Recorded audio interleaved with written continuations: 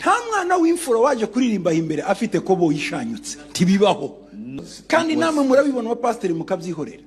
tiyegira umukobwa tiyegira umudamu uzaza ahimbere kubayobora yambaye ipantaro no. Don't allow tamuririmbye ugomba kuririmba w'umukobwa yambaye ipantaro female to come here singing one wearing trousers. It is not possible. No. Muze mwubaha aha hantu.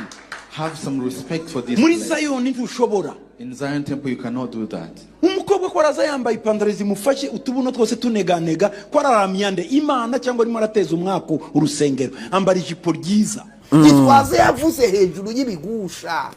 ababaye cyane uragenda udodesha akantu kerekana hari ubusitire bw'abagore badodesha ku buryo muhoberanye uhita ubona ibere ry'uko ribeze gutya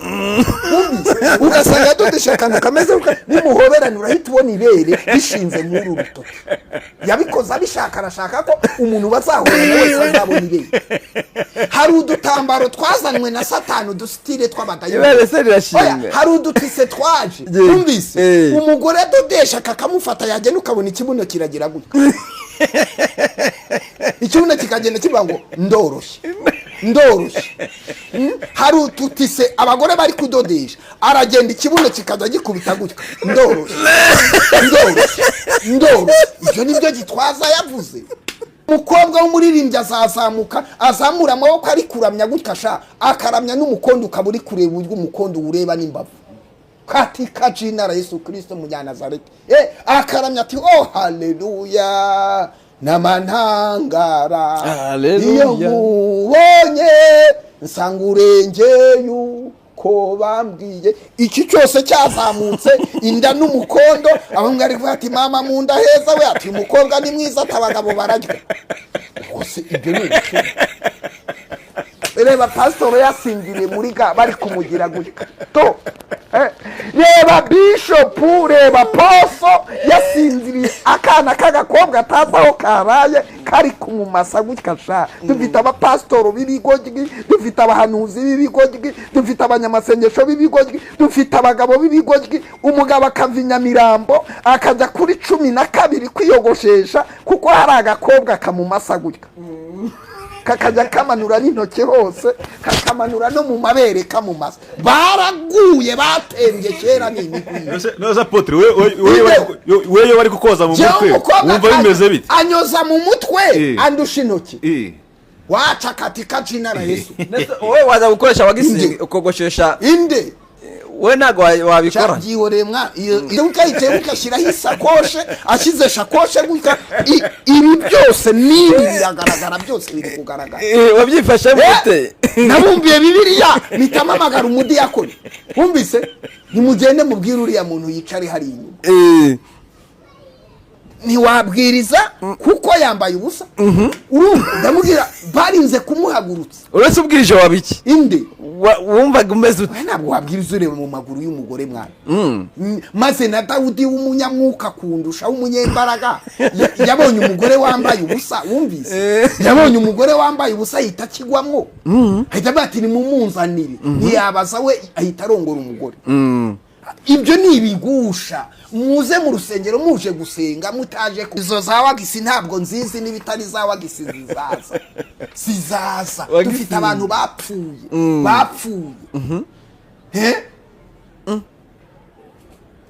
uve ngira ikintu kigukuye Remera ukajya kwiyogoshesha inyamirambo kuko hari agakobwa kakogosha kakumasa nawe ugasinzirira ririkamanuka ry'umubiri ugaturukonda nk'ikibwa wumvise ibyo nibyo mwatangiye mwubaka jewe umukwaferi wanjye unyogosha ahita nampanagu kandi niyo atinze asanga mbyikoreye ho n'igihe anyogosha nkamubwira ntirekeraho ngaho hoteramo agati ndatashye ngiye koga mu rugo icyo bindi mwateye ngo mfite umukobwa unyoza neza ngo mfite umukobwa unyoza neza ngo umpanagura mu mutwe nkumva utuntu turamanuka iziko tumanuka n'utu udushagarira utujagarira akazamura utujagarira uri umuhanuzi barakoza mu mutwe utujagarira tukamanuka uri pastor barakoza mu mutwe utujagarira tukamanuka kandi mujya kwiyogoshesha abantu bazamura utujagarira twishi mu mibiri yabo numva muta pose Imana ubwo abati Yongwe umuturage bacyaro kirate cya mwagise umupagani Imana izaba niba hagukizwa nanjye muzaba mugi pose iki kiganiro Imana numvira mu mutwe ni umugore wanjye nta wundi wankora numvishijwe mwakino kiganiro nta wundi wankora ku mutwe pose mwakino kiganiro numvishijwe nimbyange Imana iragukunda wow merci beaucoup Imana irankunda sha reka je ari umwanda ntajya nisiga jewe hari ibintu utambonera mu rwose mbone mu mahene nkayo ndi kugira gutko abandi baba bashushe abandi barashushe kwa kangaye nahamagaye abapasitoro babiri mbakeneye ngo nagiye muri match uwa kabiri ngo nagiye muri match uwa gatatu goreka ngo se kujya muri match se hari ikibazo kera twari dukijijwe pastor azirirwa mu mupira muri match azajya gusura abarwayi ryari pastor azirirwa mu mupira muri match azasengera itorero ryari pastor akwiriye guteka kavano ngo agiye mu ntara kureba umupira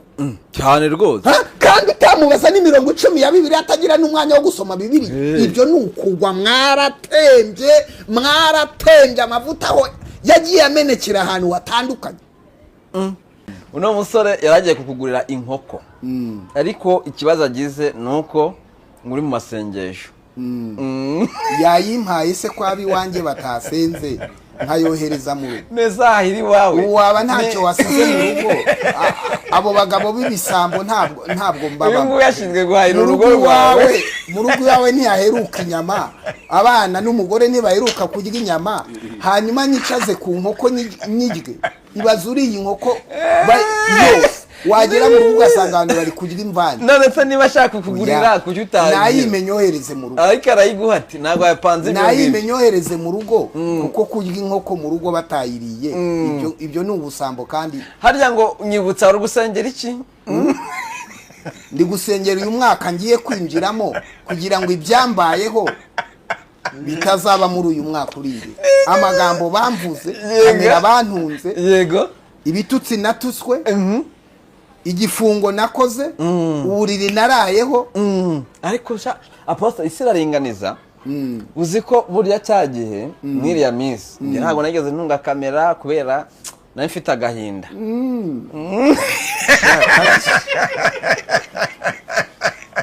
abantu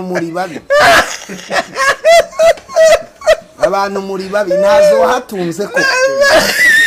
byihore nabonye mubwije ukuri kwihoraho mu manza zawe zose ntabwo nigeze mfungura kamera wafunguye kamera ariko wayicaragaho zirangiye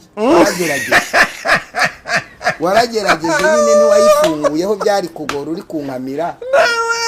kamera so zinarangiye ntabwo nigeze nicara ngo mvuge ntacyo sinzi kureba ibiganiro kuri Baraka ndaza kwihererana